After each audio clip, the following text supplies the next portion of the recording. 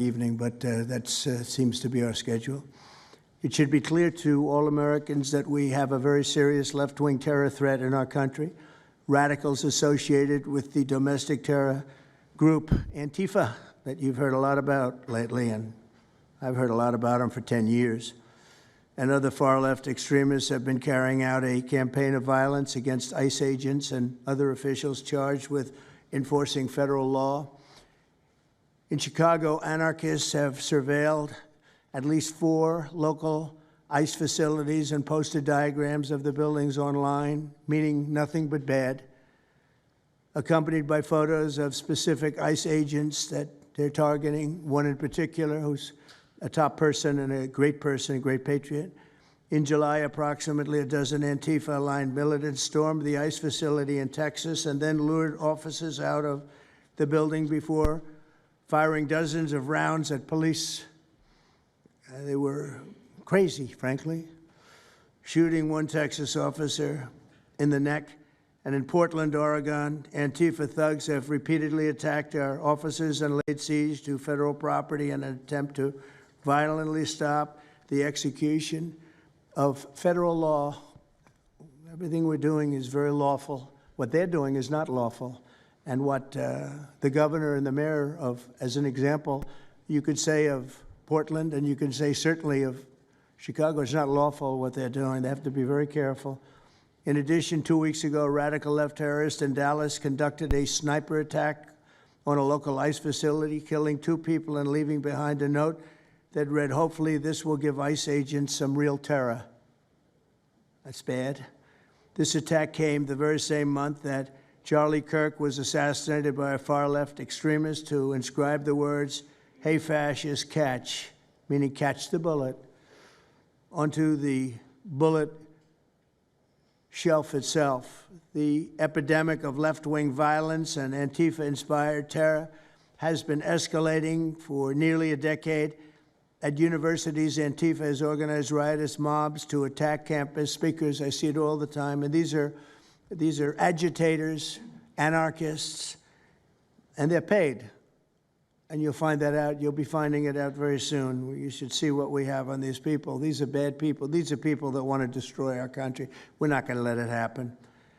They've used armed gangs to assault local police in cities nationwide, and they've attacked journalists reporting on their crimes. So the journalists that report on their crimes, don't worry, you're very safe. I hope that's not going to turn you around, but they have been very threatening to people, but we're going to be very threatening to them, far more threatening to them than they ever were with us, and that includes the people that fund them. Probably some of the people I know, some of the people I dine with, but if they do, they're in deep trouble. So we're going to be looking very strongly at the people that are funding these operations. When you see the signs, and they're all made out of a beautiful, beautiful paper, beautiful, nice, stiff, very expensive paper, with beautiful wood handles, all the same color. They come from very expensive printing machines. These are not people that write out their signs in a basement that believe in something. These are paid anarchists. At least 3 of these courageous journalists have personally been victims of Antifa attacks. Andy Noem has been repeatedly beaten by Antifa thugs for his work in Andy is a very serious person, too, I have to tell you. I've been watching him for a long time. Is Andy here? That's what I thought. Hello, Andy. I thought that was you. You're looking better than you do out on those streets, huh? You look much better. It's nice to have you. You feel a little safer here, I think, maybe. Well, not that safe, because you have them. You have to worry about that. But thank you very much. Andy Noem has been repeatedly beaten by Antifa, and including one assault that left him with a brain hemorrhage. Only days ago, Nick Sortor was assaulted in Portland by a flag-burning mob, and we've made it 1-year penalty for inciting riots. We took the freedom of speech away because that's been through the courts, and the court said you have freedom of speech. But what has happened is when they burn a flag, it agitates and irritates crowds. I've never seen anything like it on both sides, and you end up with riots. So we're going on that basis. We're looking at it not from the freedom of speech, which I always felt strongly about, but never passed the courts. This is what they do, is they incite when you burn an American flag, you incite tremendous violence. We have many examples of it, many examples of it, and it's actually down on tape, and you see things happen that just don't happen unless it's the flag that's burning. Very recently, Katie Davis Court was hit in the face with a flagpole in Portland by an Antifa radical, leaving her with a very blackened eye. So, Katie, thank you very much, and I'd like to also say that I watched Nick. Where's Nick? Is Nick here? Nick? Hi, Nick. That was a rough time you went through. I hope you got my little note. I wrote you a note. Yeah, I really appreciated that. It helped a lot because it was a difficult situation. It was very stressful, and your note helped a lot. I truly appreciate it. I thought it was terrible, actually. I thought it was terrible. So we'll talk about it a little bit. Under the last administration, the Department of Justice targeted faithful Catholics, Christians, and patriotic parents as domestic extremists. They said, oh, they're extreme because they believe in God. They're extreme because they go to Catholic church, or evangelicals, where everybody was under the gun. Unless you were a really bad, sick person, then they left you alone. Under the Trump administration, we're going after Antifa criminals, and all who fund and support their campaigns are in serious trouble. And we have a lot of records already, a lot of surprises, a lot of bad surprises. It's people that you would never think. I want to thank Attorney General Pam Bondi, who, by the way, yesterday was incredible in Congress. It was amazing, and she just did it from the heart and the brain, because she's very smart, in all fairness. But she did it from the heart, and she did it an incredible. Everybody was talking about it. She exposed some of these fake senators, these terrible senators, people like Blumenthal that had a phony war record. For 20 years, he talked about what a hero he was, and it turned out he never went to Vietnam. For 20 years, he talked about being a hero in Vietnam. Then it was exposed when he said what platoon he was with, and it was exposed that somebody was watching from that particular platoon. They said he was never with us. And then he went out and he cried, and he was ready to drop out of the election. And disgraceful. And then he looks at people like Pam and he starts criticizing her, and she's a patriot.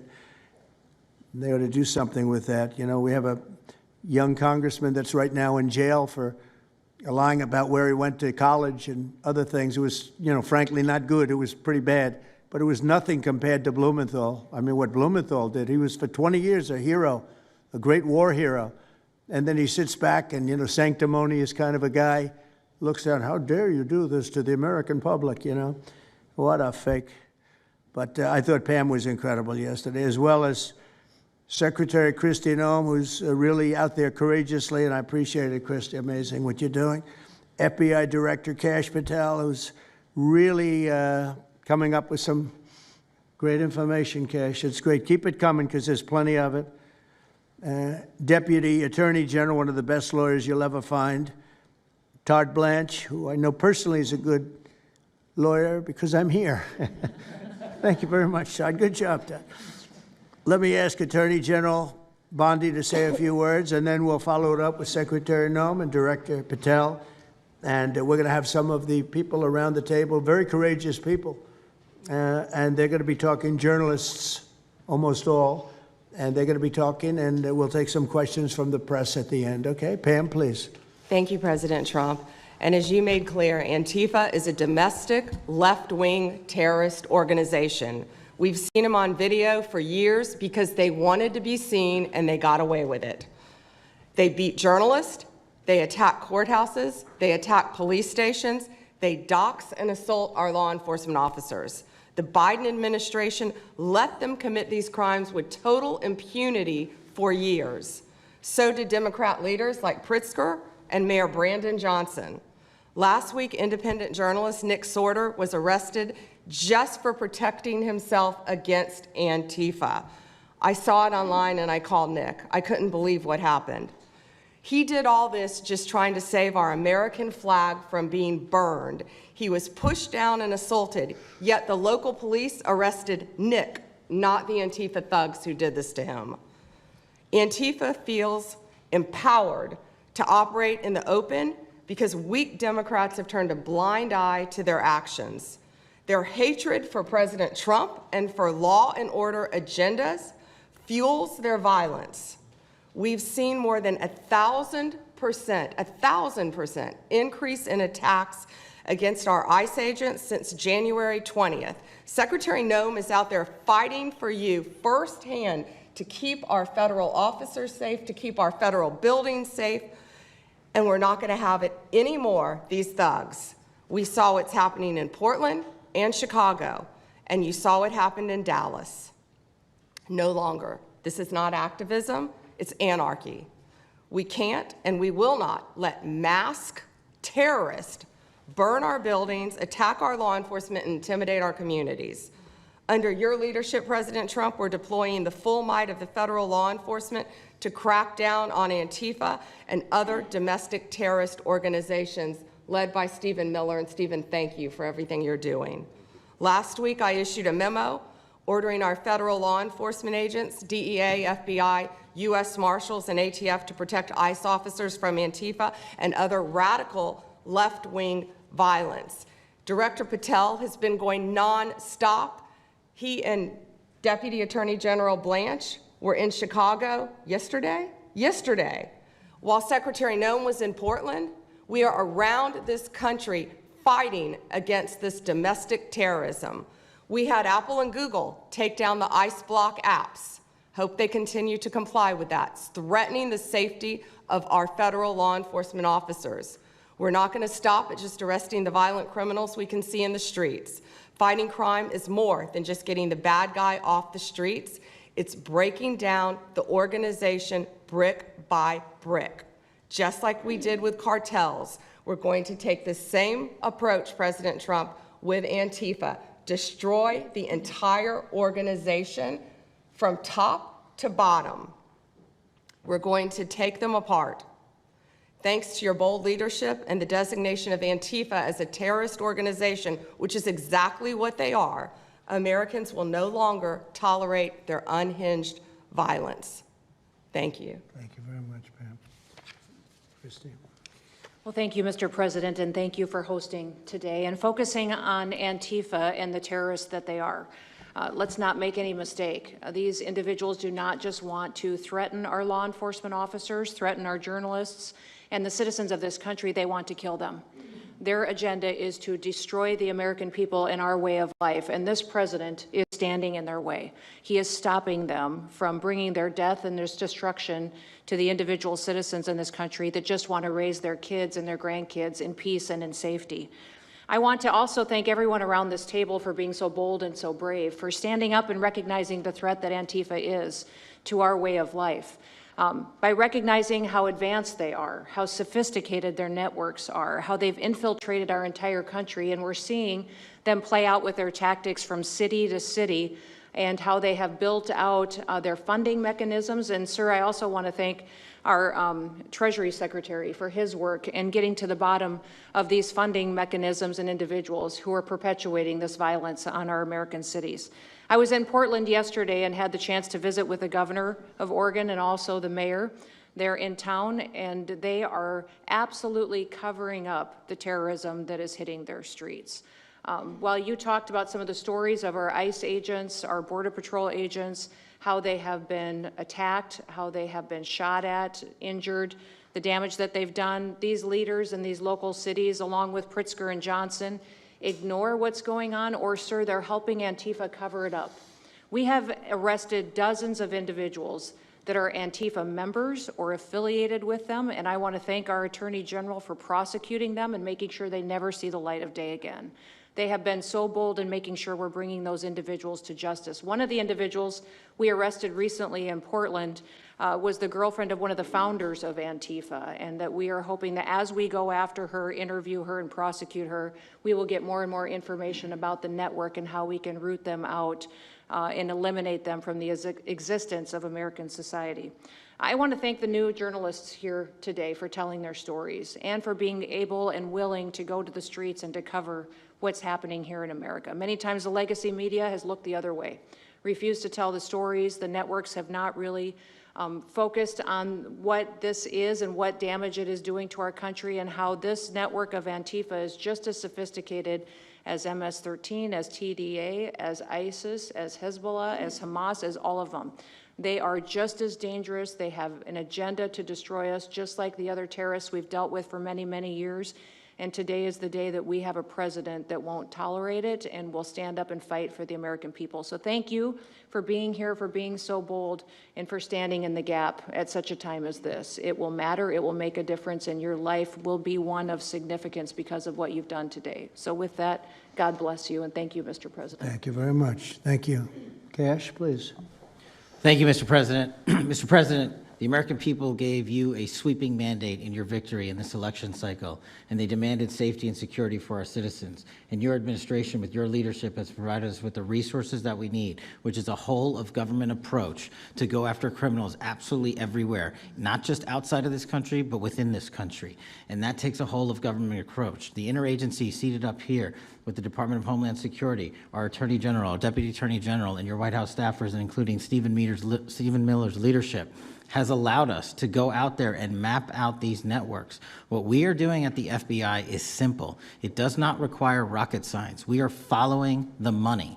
Money never lies. And that's what it's going to take to bring down this network of organized criminal thugs, gangbangers, and yes, domestic terrorists, because that's what they are. They are harming everyday citizens in every single one of our communities. And the folks you see here on the right and left, they're some of the bravest men and women we have today. They're reporting the stories live time because the mainstream media won't cover it. They're putting their lives on the line. They're standing up for the flag. The least we can do is stand up for them. So you have my thanks. I read more of your stories than I do theirs because you guys are putting out the truth. And we deserve a country where you are protected as equally as they are.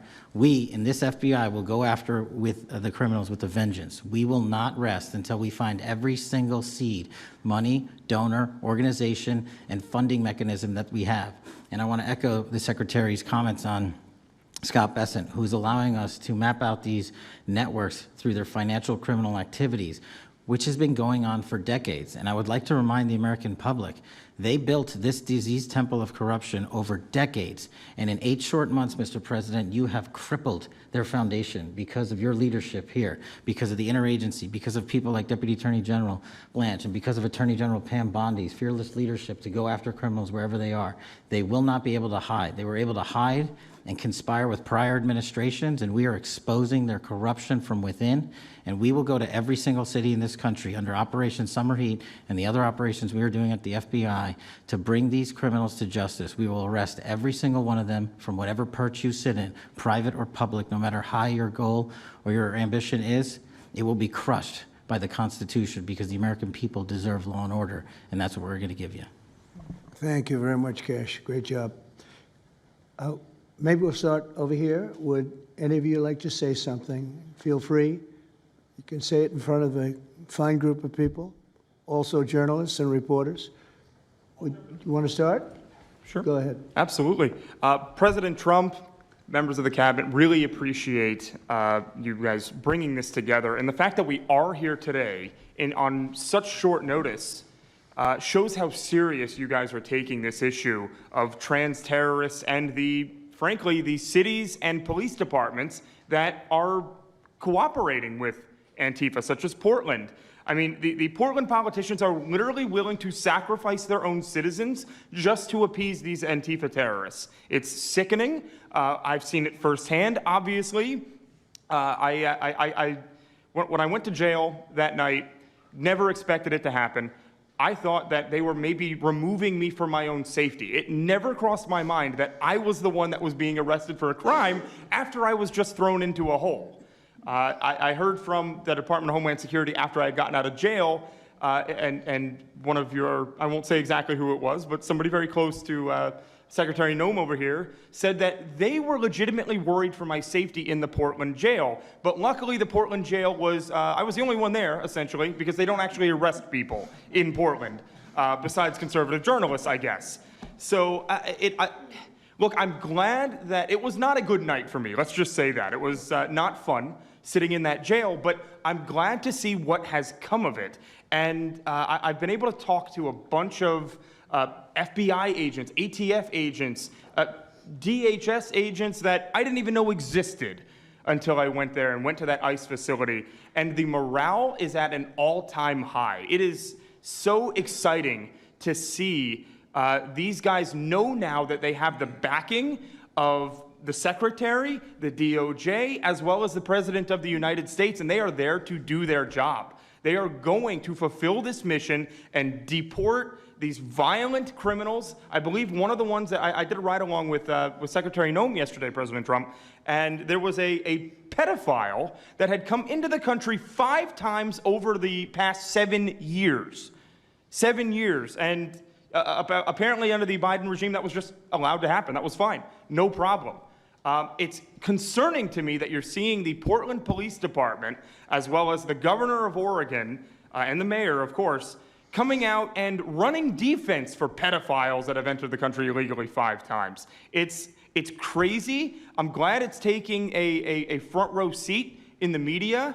And, they're being forced to talk about it in reality because, we're the ones that were on the ground. We're the ones that are actually reporting what's going on.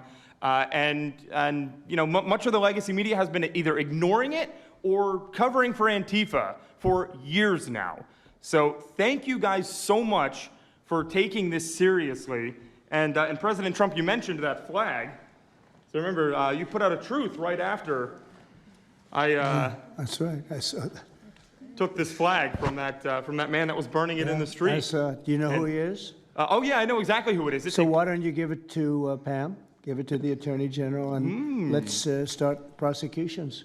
Yeah. I actually have a second flag that he tried to burn as well. So I have 2 of them from Well, the you same also guy. saw what happened when that flag started burning. Everyone went crazy. And that's when it started, when they started burning the flag. So thank you. If you could give the information, it would be great. Absolutely. And at least that horrible night made you famous. Right? You got He was something out of already it. I got a text from the President of the United States, so I appreciate that. And President Trump, after that happened to Nick, I called Harmeet Dillon and we opened a pattern and practice investigation into the Portland police very publicly as to how they let this happen. Thank you, sir. Mr. President, Brandy Cruz, you're going to hear us be very fired up today, and you can tell, and it's because some of us have been covering Antifa for 15 years and have never had anyone in a position of authority even acknowledge their existence. And I'll also tell you that I think that had you not done, the single most powerful thing you've done to deal with this scourge has been acknowledging that Antifa is a real thing. I genuinely believe there would be people at these tables who would be dead today and would have been killed in Portland had you not called them a terror organization and said we're going to bring the full weight of the federal government to bear. I talked to Katie Daviscourt in Portland the other day. She'd been assaulted all summer. And she said the same thing. They didn't seem quick to violence as soon as you made that designation. So they're thinking in their heads, they're worried. There's been 24 or so arrested in Portland. They don't want to go to federal prison. There's this video of them, one of them who was in the face of an ICE agent, and then he's in custody shaking. Once you take the mask off, they're nothing. Right. And I was told by probably a dozen people not to tell you this. I'm going to tell it to you anyway, because it's relevant to what we're talking about. I'm living proof that you can recover from TDS. I had strong Trump derangement syndrome for probably 8 years. This is one of the reasons I recovered from it. And by the way, it's much better to not have TDS. I'm happier, I'm healthier, more successful. I even think I got a little more attractive after I got rid of my Trump derangement syndrome. Yes. I'm a reporter in Seattle, and frankly, I could not care any less what any of you have to say about this meeting. Could not care any less. We're not here for you. I'm not here to convince any of you that Antifa is a real thing, because if you have not come to that conclusion by now, you are never going to come to that conclusion because you don't want to see it. And you're going to go and you're going to say it's a bunch of right-wing conservative influencers who are here spinning a tale. I was one of you. I was a mainstream reporter in Seattle for 10 years. I was a TV reporter on the streets doing my job, and I was still assaulted by Antifa. So it's not about being conservative. It's about people who go there and show what they're doing. And when I saw, after all those years, that the media wouldn't be honest about what was happening, that Democratic politicians wouldn't be honest about what was happening, I thought, well, gosh, if they're not being honest about that, maybe they're not being honest about President Trump either. And it opened my mind to just looking at things for what they were. And now I find you quite funny, actually. Now it's like I said, I'm much happier about it. But for me, again, I could not care any less the stories that they go to print. This is what I care about. We have 3.5 years. Nothing is guaranteed, although I think if Democrats keep it up, we'll probably have Republican presidents for the next 3 decades. But nothing is guaranteed, and so what I want to see over the next 3.5 years is a full court press to dismantle Antifa once and for all in a meaningful way. I know, Andy, we talked before this about some ideas. That's really what we want to, I don't care what the media says, I don't care what Democrats say.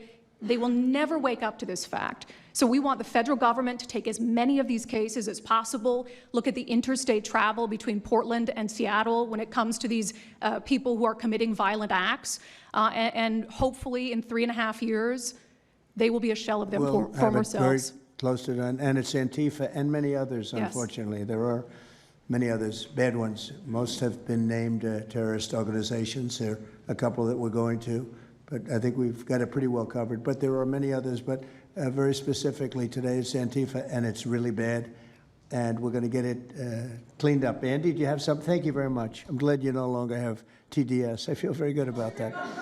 Fully recovered. Thank you. Thank you, Mr. President and members of the Cabinet. I have a lot of gratitude and a little bit about my background. I'm born in Portland, Oregon, from there, and growing up, it's always been left-wing, very progressive, and I liked it. It had cafes and artists and those who lived a bohemian lifestyle. And in 2016, I was a graduate student at Portland State studying political science. I was an editor at the student paper there, a very progressive paper, and I was assigned to cover the election night demonstrations. Well, the elections night protests turned to riots, 3 days of violent rioting in Portland, and it was the first time that I saw groups dressed in black with their faces covered. This was 4 years before COVID. Some of them were waving the black flag of anarchism, some the red flag of Marxism. And within seconds, they would ravage one street to another, to another, to another.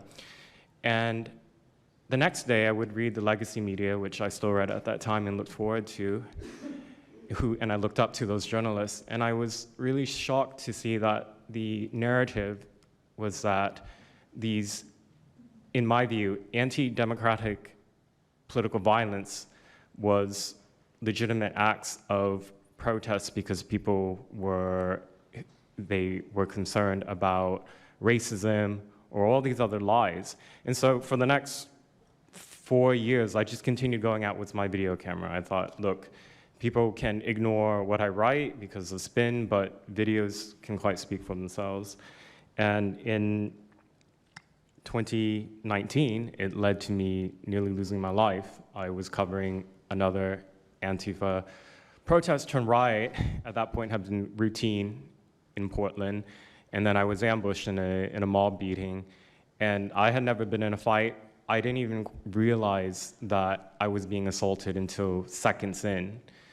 And the punches came from everywhere on my head and my face, and I was bleeding out of my eyes and ears, and then they threw all the drinks in my eyes to humiliate me further and to laugh at me. And I was rushed to the hospital in an ambulance and CT scan, and I had subarachnoid hemorrhage, which is bleeding in the brain. I nearly died. And after surviving that, the reporting that I saw in liberal media it seemed to suggest that I had deserved it, because they branded me far right, and some even went so far as to suggest that I maybe faked my injuries. A BuzzFeed reporter asked for my medical records, which I did provide, but this felt so, it's like because I didn't die in that attack, there was another round of people who wanted to finish me off. But I continued, and then 2020, Portland was really the epicenter of the longest political violence. Those months of riots, I was on the ground, undercover, and there was an assassination there. There was a supporter of Donald Trump named Aaron Danielson who was shot dead by a self-described Antifa member who then fled out of state and died in a shootout with US Marshals. In 2021, I returned undercover, naively thinking that enough time had passed, and was chased through the streets of downtown and beaten, nearly choked out.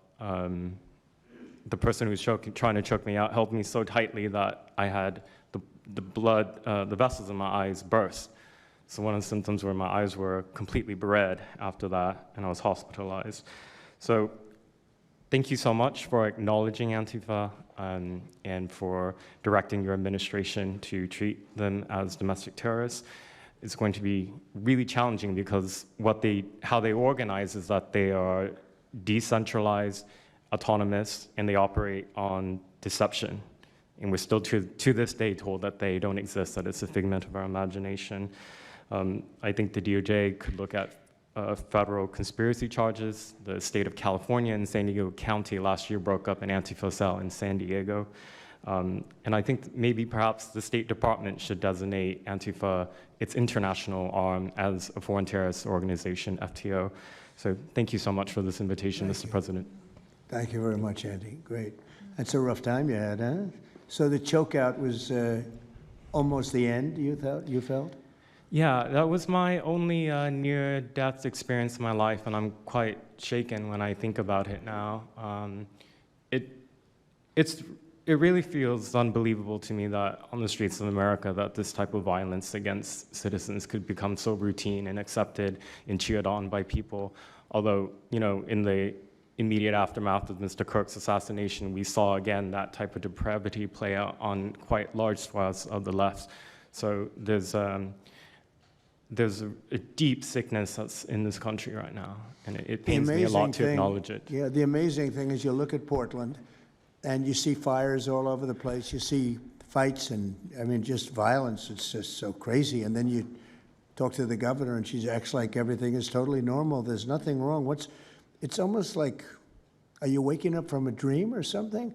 You see it on your network. You see it all over the place. And it's so bad. It's so crazy. It's like the movies you see for the kids, I guess not only the kids, adults also, where you have these bombed out cities and these bombed out people. It's like worse than that. I don't think they could make a movie as bad. And then the governor will get up and say, I don't know why they're coming here. It's such a wonderful place. And the amazing thing is the people want us to be there. The people, when they get the real people that live there, many of them have left, but the real people want us to be there. The same thing in Chicago. So they've had 60, 70 murders over a short period of time, murders, people that got shot. They've had hundreds of people shot, and then a guy like Pritzker, or this low IQ mayor, gets up. I mean, he got up, he's got a 5% approval rating, and the people are all against him. They want people to come. Beautiful black women are wearing a MAGA hat last night on television. Beautiful people. And they said, we don't care who comes, just stop the crime. They don't care, frankly, they don't care if it's National Guard, military. Send in anybody you want, stop the crime. And they're afraid to go out. They can't even go out. And then a guy like Pritzker, think of that, 50, 60, 70 people over a short period of time murdered, actually murdered, mostly gun violence, but knives, but gun violence, they're murdered, and hundreds of people shot. They had one weekend where they had like 18 murdered and 71 shot. But they said, you know what their excuse is? Yeah, but it was a long weekend. In other words, it was a long weekend, so that was okay. And then Pritzker gets up and he says, like, I don't know what they're talking about. We don't have crime here. They're crazy. I think actually they're petrified. You know, their families live there, everything else. I actually think they're scared. Pritzker was a failure in his family. They threw him out of the family business. Guy's a loser. But you know what? I believe they're scared. They're actually frightened for their lives. Jack, please say a few words. Mr. President, thank you so much for having us here today and holding this roundtable. Antifa is real. Antifa has been around in various iterations for almost 100 years in some instances, going back to the Weimar Republic in Germany. And it's now been just under 1 month since we saw a far leftist murder Charlie Kirk, and we saw thousands upon thousands of people, other far leftists and people in positions of authority, people like nurses and pilots and doctors and HR departments, celebrating the death and the murder of Charlie Kirk. This sickness that's out there is absolutely real. And Mr. President, thank you for mentioning the fact that one of the bullet casings read, "Hey fascist, catch" on it. One of the other bullet casings right next to that had Bella Ciao written on it. Now, Bella Ciao is a song that is known in Antifa circles as the international anthem of Antifa. And all of us around this room that have studied Antifa, we're very familiar with these symbols. And Mr. President, I think the situation is getting worse. When you look at people like Luigi Maggioni, in his 20s, Thomas Matthew Crooks, of course, who took a shot at you, sir, the ICE shooter in Dallas, and now this Tyler Robinson, we're starting to see a pattern of more and more murderous violence. And this same violence is not just random. It is targeted assassinations, which are getting worse. And every single one of us in this room that goes out there, and obviously you as well, sir, and all the staff, we are now under that threat every single day. And working there at Turning Point USA, and I've spent just about the last month out there in Phoenix with Erica, with the family, with the team. And I will tell you this, Mr. President, even though going through something like that, which is an absolute nightmare, and people say, you know, what was it like to speak in front of all those people? It was horrible. Every second of it was horrible. But we're not going to quit. And Turning Point USA is continuing the tour that Charlie was on. We had 6,000 people when we went back to Utah. We had 5,000 people last night in Montana, if you can believe that. We are continuing to organize on campus. We are getting more and more people coming out in the face of this threat, knowing what happened to Charlie. But Mr. President, we need to do something about this, because I fear that the next one who could be killed could be sitting at this table right now. And we're not going to stop, but they need to stop, and they will not stop until they are stopped. Thank you. Thank you, Jack. I appreciate it very much. One thing I have to say is that Washington, D.C. was almost as bad. I don't know what could be worse than Portland. You don't even have stores anymore. They don't even put glass up. They put plywood on their windows, but most of the retailers have left. But Washington, D.C. was so bad, and Pam, I'd say it took 12 days to really make it pretty good, and a month to make it great. And now people are going out to dinner. The restaurants are booming. They don't have enough seats. They're opening up new restaurants because many of them closed. And people are walking down the street totally safe. A reporter, I'm not sure if she's there. I can't see somebody reported there. She is. She was violently assaulted. And I don't know, she tends to be somewhat liberal, but she wasn't liberal on this one. I appreciated your honesty, but that won't happen again. It won't happen again. You're lucky you're alive, frankly, with what happened. I know exactly what took place. So Washington, D.C., our capital, we thought we'd start there appropriately, and it's safe, and people are so happy. They're so happy. And now it's a couple of months. I went to dinner there. I felt totally safe. I gave a press conference right in the middle of the street, which I don't think Secret Service was thrilled about. But, you know, I'll tell you what, I wouldn't have wanted to do it 6 months ago. It's incredible what happened. Now we're in Memphis. As you know, we're having a great impact in Memphis. It's been only a week, but it's, Cash, I hear it's been amazing what's happening there, just very early. But you take a look at D.C. and you take a look at some of the other. We've had a big impact. What we haven't said, because Pritzker said, well, crime is going down in Chicago. Well, 5 months ago, Cash went to Chicago with a lot of FBI agents just to prepare it, so that we went in with, I guess you could call it a surge, call it whatever you want, but would be even more effective. And we're going to be doing that, and very, very strongly doing that, because Chicago is a very unsafe city. It's a great city. The head of the Union Pacific Railroad said, sir, please save Chicago. It's a great city. It can be saved. Other cities are gone. I mean, they're lost. They can get better, but they're just really, they've been so decimated. But I'm so proud of what they've done so quickly in D.C., and it's taking place quickly in Memphis, where we were asked to go by the mayor and by the governor. And it's really incredible what we can do and how fast we can do it. Let's go for two more. Would you like to go? And then Katie, you'll go. Okay, please. Yeah, thank you, Mr. President, for having us here. And not to sound like a broken record, but it needs to be said that Antifa is real.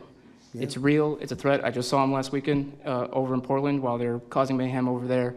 And the reason why they're such a big problem is because we have Democrats and a lot of people in the mainstream media refusing to acknowledge that they even exist, right? So how can we as a country begin to address it when you have large swaths of these people who are supposedly decision makers and people who are supposed to inform, they don't want to say that it exists.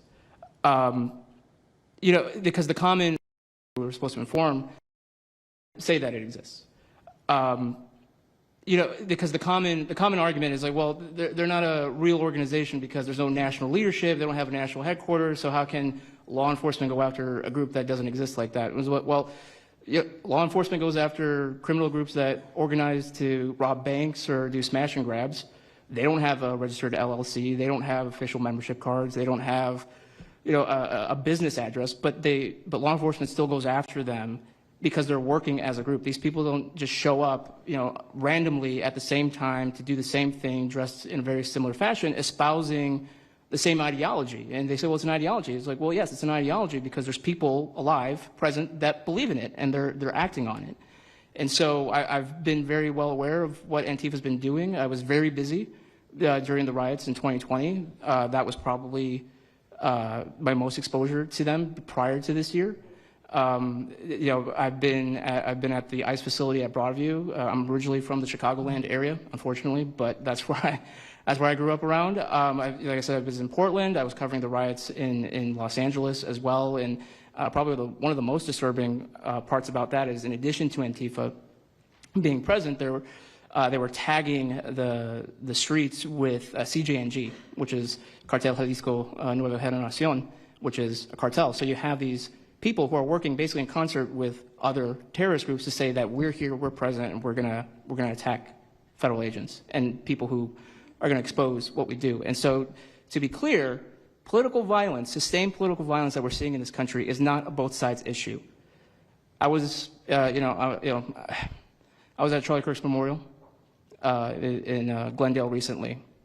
Conservative gathering, totally peaceful. It was the most peaceful gathering that I've been at. Every other time that I've been covering violence in the streets, just this year, just this year, it's always been from left-wing people, radical left-wing people. And it's not even just Antifa anymore. The shooting that happened in, the defensive shooting that happened in the Chicago area, that wasn't someone dressed in black bloc. That was just somebody that had taken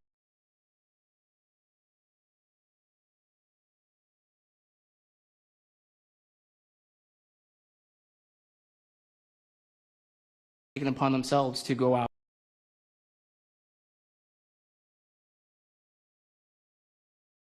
more and more radicalized, and it was to be expected, unfortunately.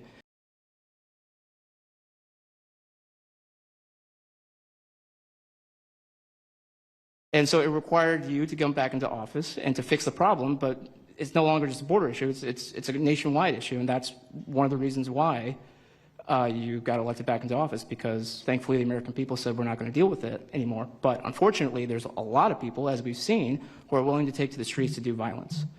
And that's a scary thing, because typically when I was in 2020, I was covering Minneapolis, Los Angeles, Portland, Seattle. I was over in Chaz, and that was to be expected.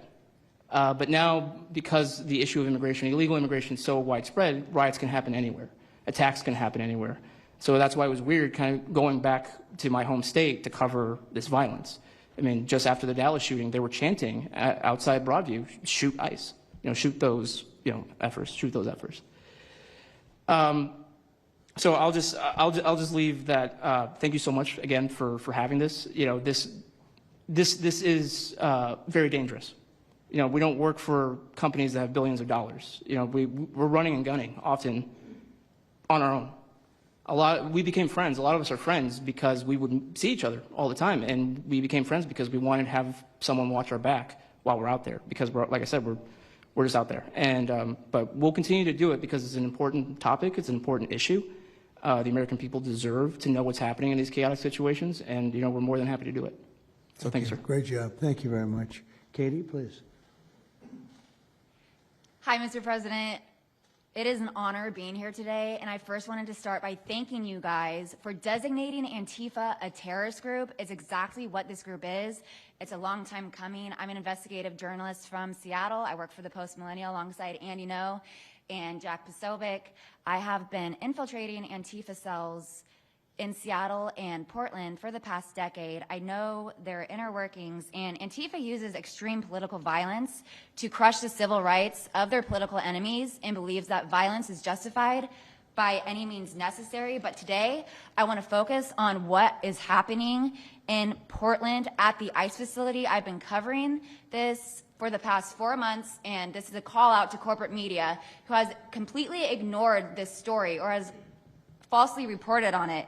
This is nothing short other than a sustained attack on the United States, which is being supported by Democratic elected officials. The Portland Police Bureau has completely abandoned several blocks outside the ICE facility, giving away their jurisdiction to a terrorist group who has spent the past 4 months harassing, assaulting, and intimidating anyone they perceive to be against their cause.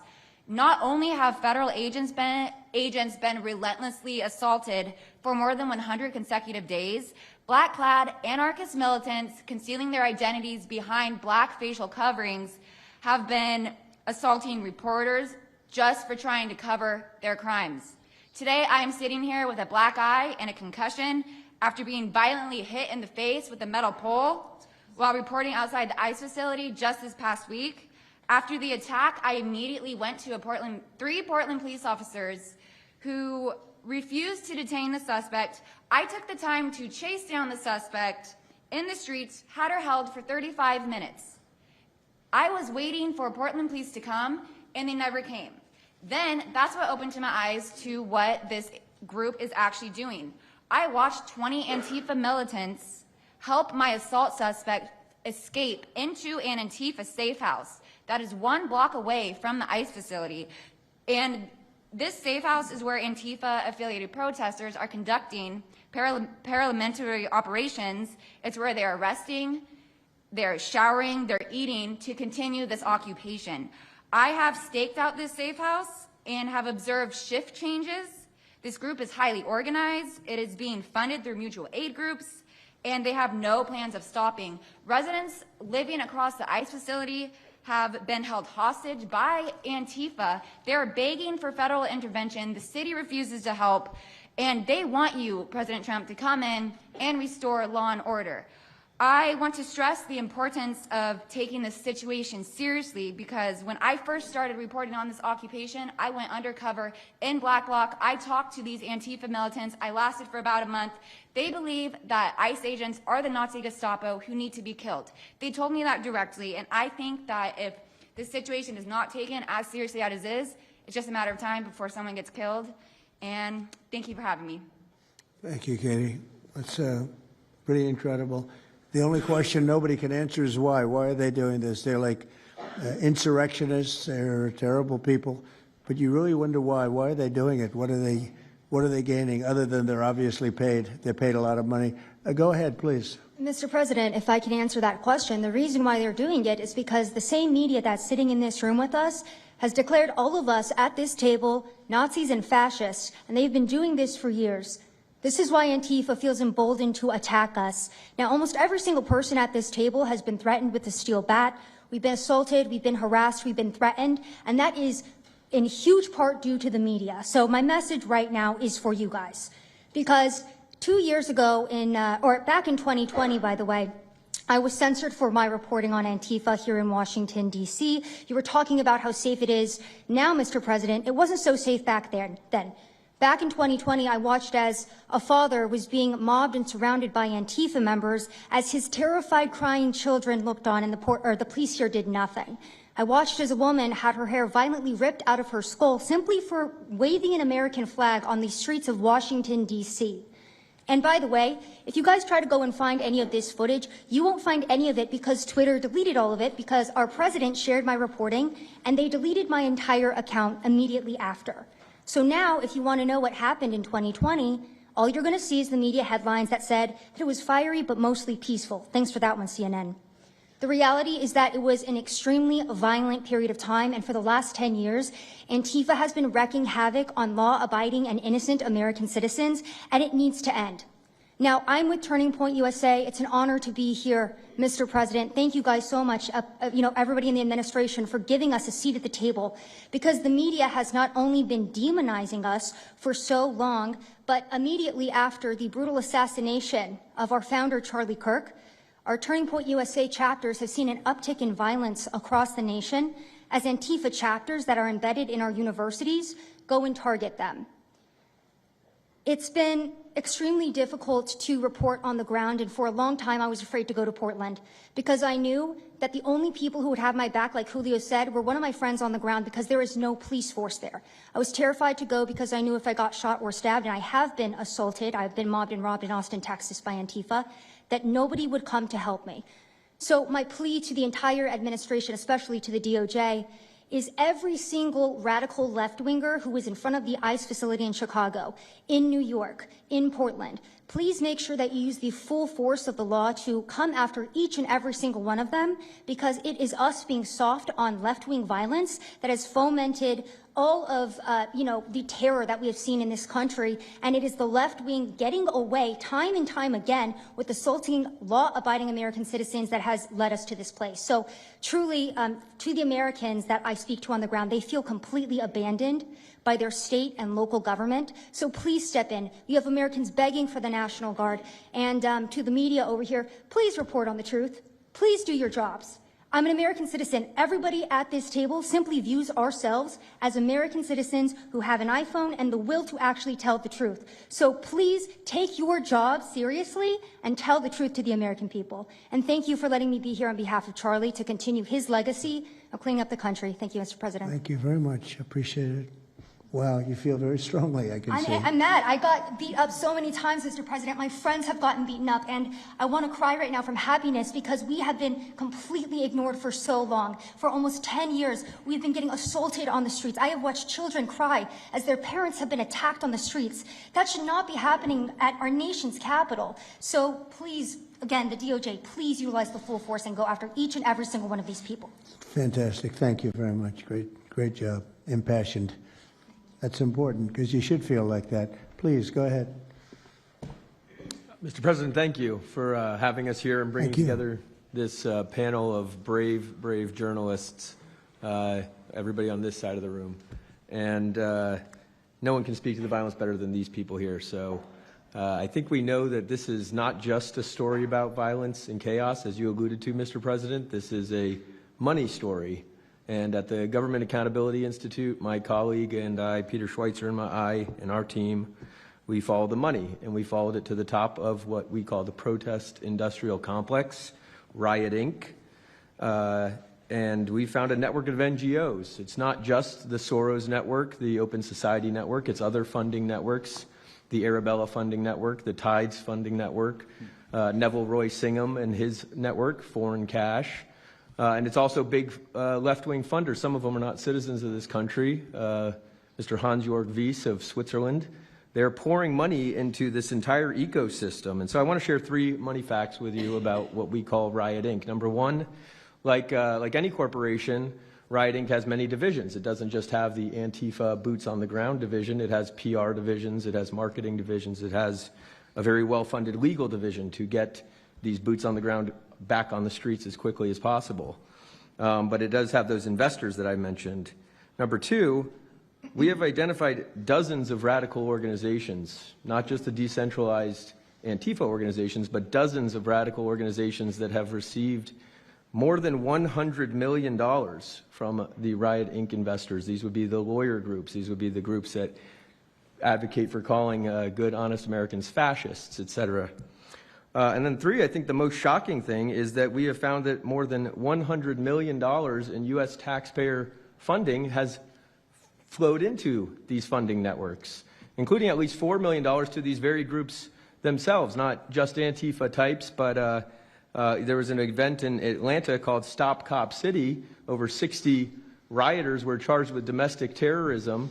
These groups received money for that from both the billionaire class as well as taxpayer money. So one other thing, this money helps fund the decentralized crowdfunding platforms. These are ways that Antifa, the John Brown Gun Club of Elm Fork, which had links to that attack on the ICE facility, the Socialist Rifle Association, and just because they don't have LLCs or EIN numbers doesn't mean they can't get paid. Some of these funding platforms, crowdfunding platforms, are funded by this network that we call Riot Inc. So, again, I want to thank you for your leadership, for the whole cabinet's leadership on this. We're going to keep following the money, and Appreciate everything you're doing, sir. Do you know the name of any of the funders? Do you know the names? Because if you do, I'd like you to give them to Cash or Pam Absolutely. or we can do- Christy Yeah, we'll do as that. soon as you can. That's all of you, because you probably know the names after a certain period of time. You tend to find out. But these are people that do not have good intention for the country, and that's treasonous probably. So if you could, very important, if you could do that, it would be great. Nobody would know better than you. You'll figure it out. Thank you. Please go ahead. Yeah, my name's Nick Shirley. I'm 23 years old. I'm a 100% independent YouTube journalist. And over the past year or so, I've been able to go to 15 countries. I've hung out with people in the gangs of Brazil, in the favelas, in the prisons of Secot. But yet the most dangerous places I have been here in the United States, unfortunately. And I've had the opportunity to show people about the protest Antifa here in the United States, and there's nothing organic about what they are doing here in the United States. I've watched people be bussed in from states. I've watched the same lady at a protest in Atlanta be bused to protest in D.C. and then in New York City. There's nothing that is honest about what they are doing. And they have signs. I've seen the same signs here in D.C. and in London as well. It's a big organization and corporation that they're running. And people may wonder, like, what's the threat to us as Americans if we go? Well, you'll be labeled as a fascist, you'll be labeled as a Nazi, and they'll wish death upon you because they wish death upon me. And just last week in Portland, Oregon, I watched a lady get trapped in her car, surrounded by Antifa, and her sister messaged me after seeing the video. She said, the only reason I think my sister was safe is because you were there recording. I also was chased out by a member of Antifa who said he would smoke me, and next thing he knew, a DHS sniper had lasers on his chest. If he was not there, who knows what would have happened that day. These people are very dangerous, and people wonder how they're able to do it. It's the reason is because these cities are not enforcing the law. And why should these people be worried if the law is not being enforced? And we are not far right, nor are we far wrong. We're just right. And the truth about what's happening here in America with these groups is very dangerous. And I thank you, Mr. President, and your administration as well for acknowledging that. Thank you very much. It's too bad you have to go through it. I know, it's a Thank you little very crazy, much. right, Mr. President? Well, you're going to get to the bottom of it, so it's a very important thing you're doing. Thank you very much. Please, Cam. Yeah, I've just got something very short. I'm attacked every time I do my job. When I leave my house to go to work, I am violently assaulted. I've had guns pulled on me. I've been bear sprayed. I've been beaten down. I've been almost killed. So my question for all of you is, how would you feel if every time you showed up to work, masked militants tried to kill you? Because that's how we feel. That's our lived reality. And you guys go and tell us that we're liars, the riots aren't that bad, right? I've never seen any of you guys on the ground. In fact, I've never seen anybody representing the companies you work for on the ground. You guys come to us for interviews that never get published.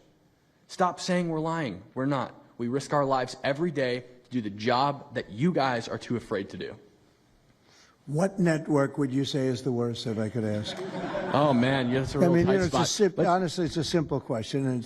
Well, there's a lot of people in this pool, and I would say I'm not talking about Fox. I'm not talking about Newsmax or any outlet that resembles them, so I'll let you guys put the pieces together on who I'm exactly talking about. Who would you say, which network would you say? MSNBC, for sure. Oh, they're terrible. I agree. They're CNN, terrible. probably close, yeah. Yeah, I'd rate it that way, yeah.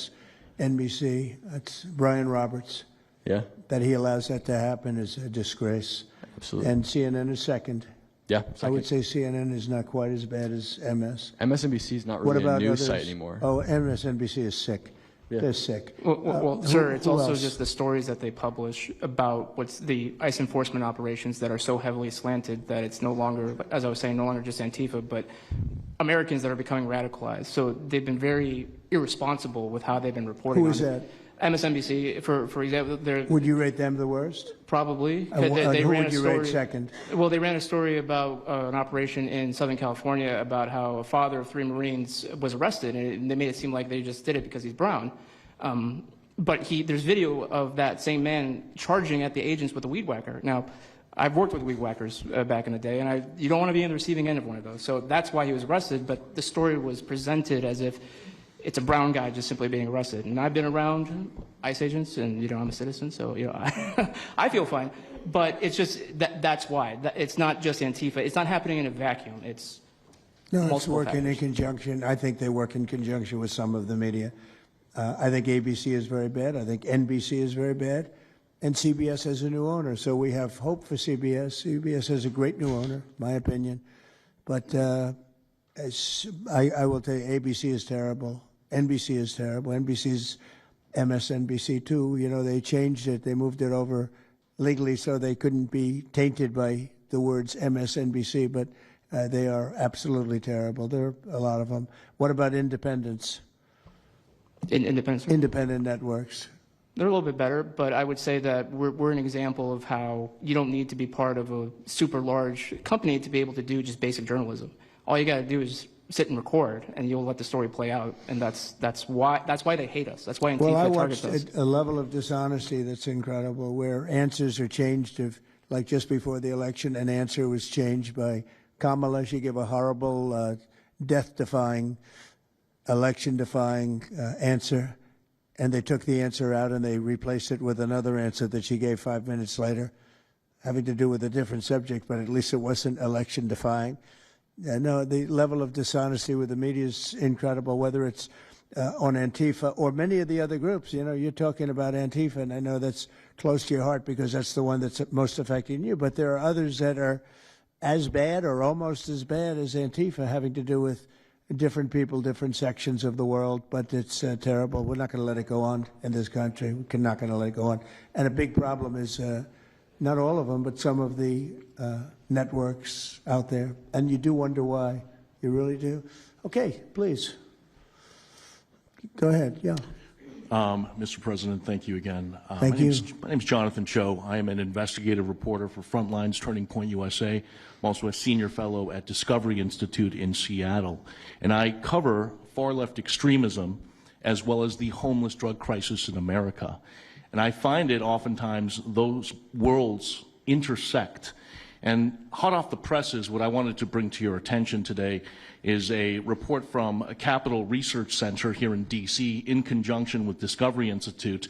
They just put out this study right now. And what it shows is that Antifa is heavily embedded in the homeless and housing nonprofit sector. In many cases, the homeless industrial complex is running cover for Antifa.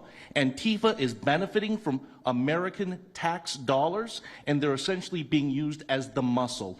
Let me give you an example. There's a group called Stop the Sweeps in many U.S. cities right now. They get in front of encampment sweeps.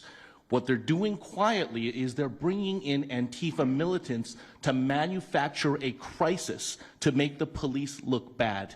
Another group right now that is behind Antifa and working with Antifa very closely, based on the research that we have right now that we're going to give to you and your team, are the Democratic Socialists of America, also known as DSA. Again, these far-left progressive groups tend to be aligning themselves with Antifa. So finally, in closing, what I wanted to thank you again, Mr. President, is that a few months ago, earlier this year, you put out an executive order on homelessness and the drug addiction crisis in America, and that's sent the entire homeless industrial complex on the run. You have absolutely moved the needle and changed the game. But what's also come out, again, is that there is a connection, a deeply embedded connection with the homeless housing nonprofit game in America, connected to Antifa and the far-left activists. And finally, I just wanted to say that all of our resources at Turning Point USA and Discovery Institute are at your disposal, and we will continue, again, to carry on the legacy of Charlie Kirk. He would have wanted us to pursue and chase the story. Well, he was a good friend of mine, as you know, and he helped us get elected. Us, it really is us. It's even some of them, but not too many of them, not enough of them. And did you notice when we mentioned CNN and MSDNC, the cameras went off. 2 of the cameras immediately went off, but they're not going to cover it anyway. The problem we have is that this is a very important meeting, but you'll see very little press about it. These are major statements being made by major people, including the people right here, and you're not going to see too much about it. They don't like to cover this kind of thing. So it's very dishonest what's going on there. I think the press is a big factor. Please, go ahead. Thank you, James. Mr. President, thank you so much for having us all here to bring attention to this matter. You did mention MSDNC, CNN, a handful of those other outlets that have been lying about, various things, but especially what ICE, the brave men and women over at ICE have been doing. I was talking to Antifa members in Portland the other day, and a lot of these people genuinely believe, they buy these lies, and they genuinely believe that they're fighting against literal Nazis and not brave men and women that are putting their lives on the line to basically, enforce basic immigration law, right?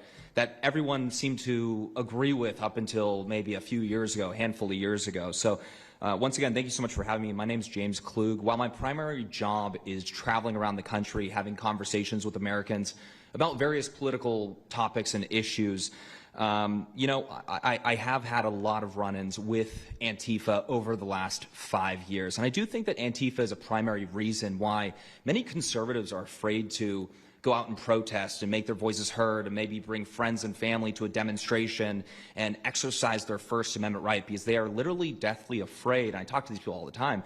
They're afraid of militants showing up in black bloc and hurting them and their families. And, I've personally witnessed Antifa assaulting hundreds of police officers. I've witnessed them firebombing police departments and federal property. I've witnessed them making death threats against federal agents, police officers, journalists. I think I've witnessed every single person here, maybe not personally, but I've seen them get, hunted down and attacked.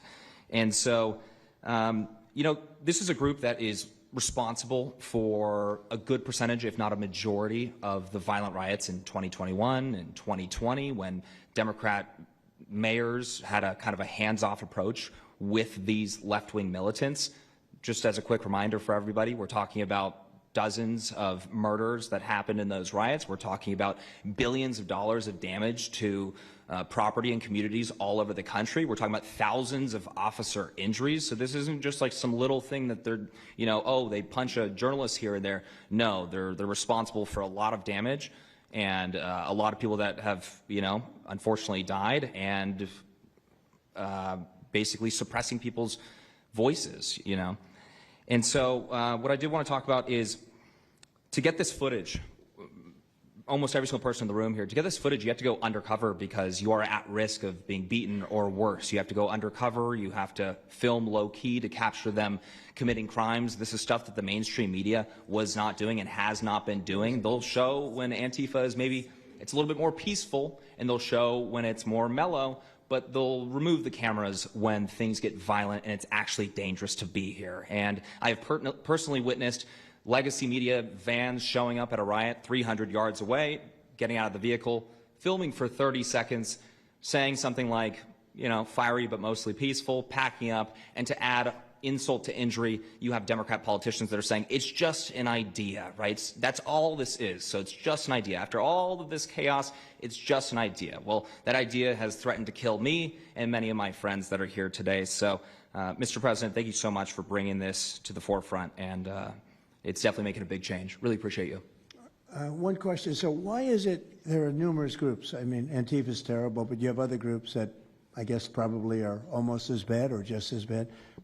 Not one other group was mentioned. I'm sort of surprised at that. You just come into contact with Antifa? It seems to be that you mostly come into contact with Antifa, please. There's a lot of overlap, and I would say that, for instance, Jonathan brought up the Democratic Socialists of America.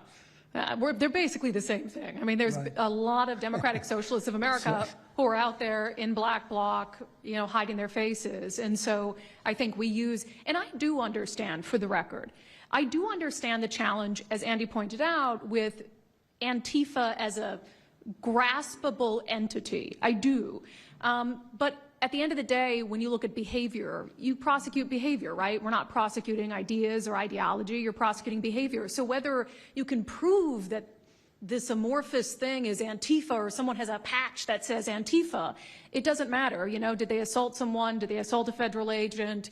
Were they engaged in rioting? What is it? And so they're always using that, oh, well, they don't call themselves Antifa, even though some of them literally do. It's called Rose City Antifa. How long has it been around in Portland, Andy? Since 2007. They call themselves Antifa. In Seattle, I was outside the federal building, and they were yelling, "There's no police here. This is Antifa land." And at the same time, Democrats, like our governor, "Oh, Antifa is an idea." But yeah, I think Antifa can overlap with a lot of other entities and organizations. Okay, very good. Thank you. You know, President Trump, I just wanted to add this real quick, because you were asking which mainstream media outlet is the worst. What I think, it's any of them that decided to call Kilmar Abrego Garcia Maryland Dad. Because when I'm out there on the street talking to these people, you know, they call Maryland Dad is this human, he's actually a human trafficking MS-13 gang member that's illegally in the country. But the amount of people on the street that I spoke with that thought that he was a U.S. citizen that was being deported to Uganda is dangerous. These people genuinely believe, based on what comes out of the garbage standing over here, that you guys are deporting U.S. citizens.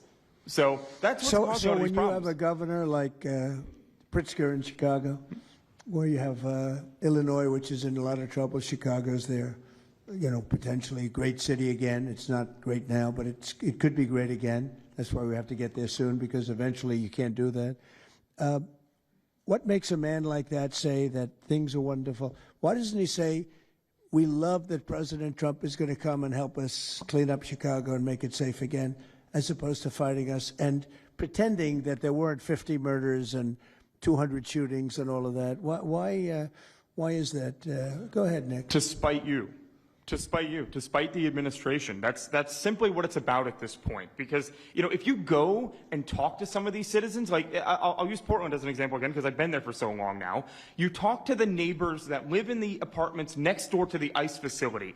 There are veterans with PTSD that live there, and they're here all night long, screaming, fireworks being lit off by these rioters, children crying, because they, you know, can't sleep at night and they're scared of all the noise outside, and they can't leave. They can't. I mean, they got a lease. You can't just leave. These people aren't wealthy individuals, and that's one of the major problems here. And these people are afraid to come out and speak out, and they're getting no help from their government at all. They've been begging for the noise ordinance to be enforced outside of their apartment complex for months now, and the city of Portland has ignored them every single time. The victims are, as I said, they're afraid, but the governments aren't doing anything because they want to spite the administration. It's all political. And the politicians make you feel like you're foolish, like there's something wrong. Like, how could President Trump be saying that about Chicago? And yet the night before you see that, you know, 11 people were shot, 5 people died, and you have him talking about like it's a wonderful situation. They make you feel guilty. And a lot of people don't get over that. They just don't get over it. I think they convince the people. Do wealthy people leave too or not? Places like Portland, are the wealthy people leaving? People that can leave, are they leaving? I think that they're moving to the areas that have been gentrified. I mean, the Oregon governor, when she was saying, we don't need Trump here, she's walking around. It's a very tight shot, if you notice that. And she said, Portland's just fine. You know, look at me. And they'll focus on the couple areas of Portland that are very nice. Well, she was saying that, and there were explosions in the background. Yeah. I mean, there was a reason they cropped it in. Explosions in the background. Sir, anybody have anything else to say over here?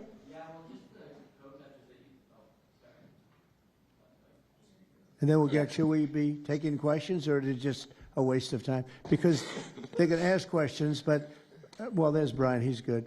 But you know what? In a way, it's a waste of time, because if you give a great answer, they don't put it on. If you give a horrendous answer, or even if you give a great answer, they make it sound like it's not a great answer. They're very dishonest. Go ahead, Nick. Yeah, and I think part of that dishonesty comes from what they see. For instance, I've never been asked to go on any other show besides Fox News. My clips go viral everywhere, but they've never even asked, like CNN's never asked, MSNBC's never asked. And a lot of times when I go to hotels, I'll stay and I'll watch like MSNBC. Fortunately, their ratings are terrible. They are terrible. MSNBC is dying, and CNN is dying like a dog. And poor CNN, it's so pathetic. It is very pathetic. You ever see their anchors in the evening? That nobody ever heard of them. Where did these people come? I could take anybody off the street in Washington, D.C. that do a better job. Yeah, and it's not amazing. hard to show what's going on these days. You literally have an iPhone and you can post it on X. They don't believe in the star system, you know. It's just one of those things, right? Okay, Nick, you finished, Nick? Yeah, Are thank you you very finished, much. Nick? Good Can I- job. Thank you very much. Well, you've been through hell, I tell you that, but you're really incredible patriots, incredible people. Go ahead, please, Brian. Brian, go ahead. I'm so thankful for each and every one of you here right now, and I'm very grateful that my network, Real American Voice, has partnered up with many of you. Jack and Sylvan, you have a show on a network. Many of you, Savannah, have appeared on a network as well, so thank you for being here. My question is this: in terms of following the money, I would just notify that the city of Austin is cleared to vote tomorrow to basically waive a $120,000 fee so that a No Kings, basically an anti-Trump rally, can occur in their city. They're bypassing the fees, rolling it to the taxpayers. So my question is to you, what can the people of Austin, Texas do right now to make sure that their tax dollars don't fund a No Kings anti-Trump rally coming up? Well, you just tell me that I would love to do something about that. Bring a lawsuit, do something. You know, the best thing you can do is have honest elections, because the elections are totally rigged in so many of these places. You know, you take a look, the people, they're all loving you. They can't breathe. They love so much, every one of them. You don't see one negative. Then all of a sudden you lose the election by 20 points. The elections are so rigged, and we proved that in 2020 more than any other time. But even the last election, there were areas that I won by much more. We won in a landslide, but I actually won in more of a landslide than we thought. I said, you got to get out, make it too big to rig. And fortunately, the people made it too big to rig. They tried. They tried. But the biggest thing you can do is have honest elections. You know, if you don't have, and you need great media. You need borders. Wait. You need borders. You need honest media, you need honest elections, and you have a great country, and you need all three of them. Yeah, go ahead. Lieutenant had ties to all these radical groups that you talked about inside here, so thank you for removing I would like you to make a big deal, though, if they're waiving a fee, but I guarantee they wouldn't waive it if it was, it's not Trump. If it were a conservative rally, they wouldn't be waiving it, so maybe you can look into that, Pam. Todd? Mr. President. That sounds like one for Todd, Pam. Go ahead, Todd. Good luck. There's proof that Antifa actually infiltrated on. Who are you? I am with What network? I'm with Al Arabiya. It's an Arabic network based in Riyadh in Saudi Arabia. But I am before in Pula today. Mr. President, you said that you might go to the Middle East on Sunday. Do you mean Egypt and Israel? And would you consider going to Gaza to see what things are on the ground? I would. I might do that. I may do that. We haven't decided exactly. I'll be going to Egypt most likely. That's where everybody is gathered right now, and we appreciate that very much. But I'll be making the rounds, as the expression goes. I probably will. Mr. President. Go ahead. Just to clarify, you said you might go to Gaza. You're saying that's the first topic. I'm representing the TV pool, but I'm with NBC, so. That's too bad. Okay. Well, just to clarify, you said you might go to Gaza, and then the second question I had earlier today, you said the mayor of Chicago and the governor of Illinois should be jailed. Have you asked the Justice Department to look at possible charges? No, I've seen the law, and when you have a group of people where the police call off the safety for ICE officials, I've understood that, and I've read it today in numerous journals, that's illegal. What they did is I guess it was ICE, Christie, right? They were under threat, and the police were helping beautifully, and it was fine. And then all of a sudden, a woman was on the line saying, "Everybody, move back, get out." And they were given an order by the second person in the police department, and the governor knew about it, the mayor knew about it. I understand that's a criminal offense. Do you want to comment on that, Christie?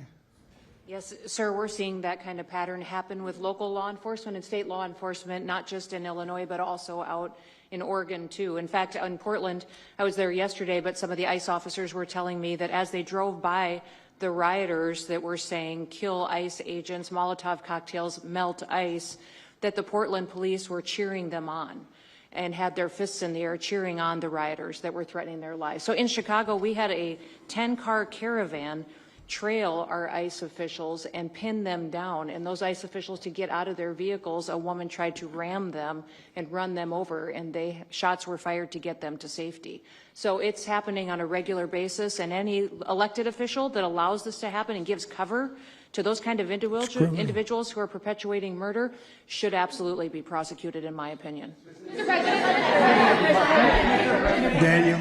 Thank you, Mr. President. And by the way, we have Marco Rubio. Marco, come on up here, please. He's going to bring a little stability to this group. Come on up. Does everybody know Marco Rubio? Is there anybody that doesn't? Some of the reporters don't. That's why they shouldn't be reporters. Which job is he here for today, Come sir? on up here, Marco. Anything we should know about the Middle East? That's what we're hoping to talk to you about here, Mr. President. Let's stay with He's doing a good job. He was born for this job, I can tell you. Daniel, please. Mr. President, thank you very much. I have two questions for you, if that's okay. Seamus talked a little bit about the money aspect of this. Do you believe if you go after where the money is coming from with Antifa, in regards to Antifa, do you believe that would be similar to cutting the head off the snake, so to speak? And I have It would help. I don't know that it would be totally complete, but it would certainly, you'd knock out 75%, 80%, 85%. These people, a lot of them don't believe it. You know, when I watch them, I say, I can almost tell a pro they're like professionals. That's all they do. And they get paid by somebody. I think it would knock out a lot of it. Yeah, not all of it maybe, but a lot of it. And then a follow-up to that is a lot of the people who we've listened to over the last hour, they've emphasized that Antifa, it's not necessarily this big organized thing. It's a bit ambiguous. It's deorganized. I think that's one of the words that Andy used. What is the challenges of going after a group that makes it intentionally difficult to go after and find? That could be for you, the Attorney General, anyone up there. Well, they're smart people, and they deceive. A lot of them are crooked people. A lot of them have been staying out of trouble their whole lives, and they've been bad from the day they were born, frankly. But these are sick people. Pam, go ahead, please. Well, they're smart, but they're not smart enough. Oh, my microphone's broken. They're smart, but they're not smart enough. They have been covered by these liberal cities for so many years. And that's why we're all working with Treasury, with all these different departments, to find the criminal conspiracy. Okay. I'm just giving. I was just given a note by the Secretary of State saying that we're very close to a deal in the Middle East, and they're going to need me pretty quickly. So I will take a couple of more questions. Please. Thank you, sir. I also have two questions for you, if I may. Have you given any more thought to possibly suspending habeas corpus to not only deal with these insurrectionists across the nation, but also to continue rapidly deporting illegal aliens? Yeah, is suspending who? Habeas corpus, sir. Oh, I don't know. I'd rather leave that to Christie. What do you think? No, sir, I haven't been a part of any discussions on that. All right, go ahead. In the ceasefire This is CNN speaking, by the way. So, Are you this is one participating? of the worst reporters that you'll ever see. I don't even want to take a question. It's a waste of time. Go ahead. Mr. President, how will you decide which workers get back pay and which workers do not? Well, we're going to see. Most of them are going to get back pay, and we're going to try and make sure of that. But some of them are being hurt very badly by the Democrats, and they therefore won't qualify. Go ahead, please. What will the administration do to foreign Antifa organizers and funders who are located overseas? Go ahead. In the yellow, please. So the Nobel Peace Prize will be announced on Friday. You've been nominated by many world By many, many countries. That's many right. countries as well as the hostage families. Do you think you will win? I have no idea. I mean, look, I did settle. Marco would tell you we settled 7 wars. We're close to settling an 8th. And I think we'll end up settling the Russia situation, which is horrible. 7,000 people died last week, by the way, in Russia, between Russia and Ukraine. I think we'll settle that. So I don't think anybody in history has settled that many, but perhaps they'll find a reason not to give it to me. You know, perhaps they will.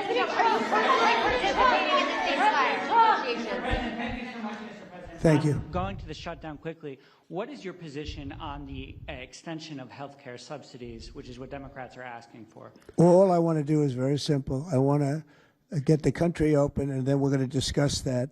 And we'd like to. Obamacare is a horrible mess, and it has been from the beginning. We want to make it better, stronger, even if it costs more money, we want to make it better. The Democrats want to make it worse. The Democrats want to approve health care for illegals coming into our country, many of them coming in from prisons and mental institutions and drug dealers. They want to give them health care. We don't want that for our people because that's going to destroy the health care that we already have. We'd like to make Obamacare better for people, less expensive and better health care. Yes, ma'am. Mr. President. I'm wondering if you've been briefed on the organization and funding of Antifa, and if so, what have you learned? I have been, and they have pretty good knowledge, but they're going to have a very good knowledge. And I really ask these very brave patriots that we're surrounded with today to let us know, because I think you probably have some pretty good ideas. And even if you're not sure, let us know and we'll figure it out, okay? If you could do that.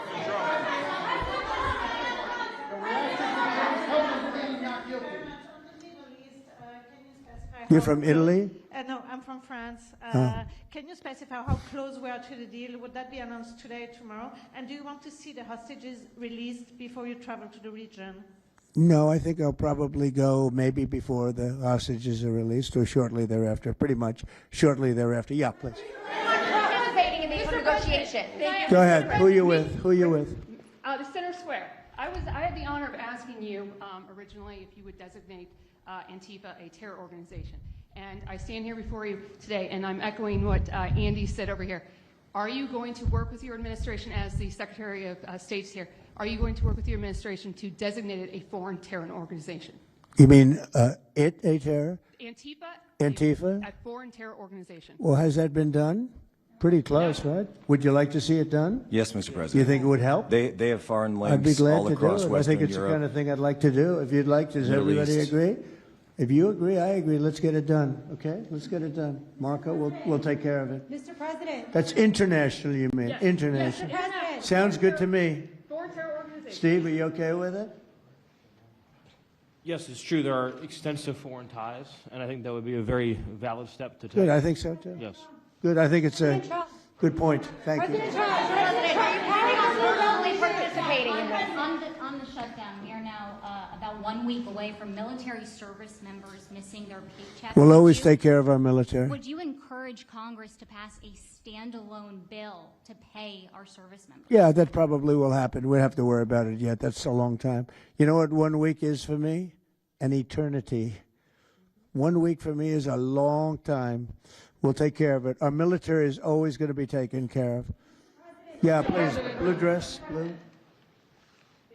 President, Rebecca with Blaze News. I'm curious to know, so you're talking about the money funding these Antifa organizations, and somebody brought up Roy Singham, I think it was you, who, by the way, is married to one of the co-founders of Code Pink, this infamous left-wing organization. I'm curious to know the administration. Who is that? Who is that? Roy Singham. He's married to. No, did you say they're here? No, he's not. A journalist brought him up, but he Oh, I is, see. Okay. Yeah. Okay. Jameis, thank you. Good bring up.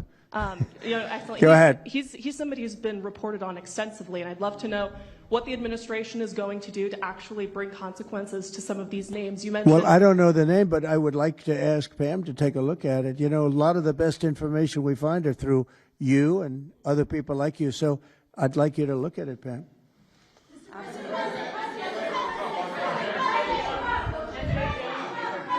In the back, please.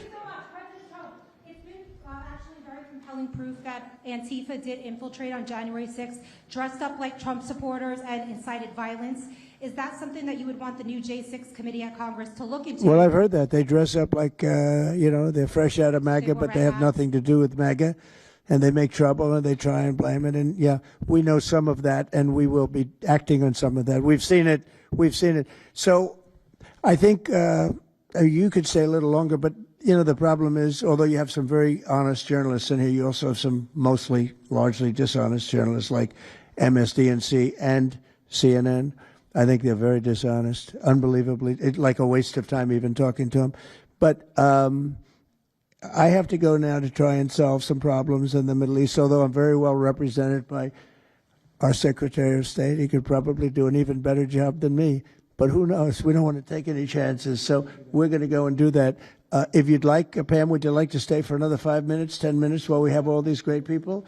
And I'll let Pam and Christy take over and get some good points out. I just want to thank the people around the table in particular. You've been amazing. You've been brave. You're real patriots. You're real patriots.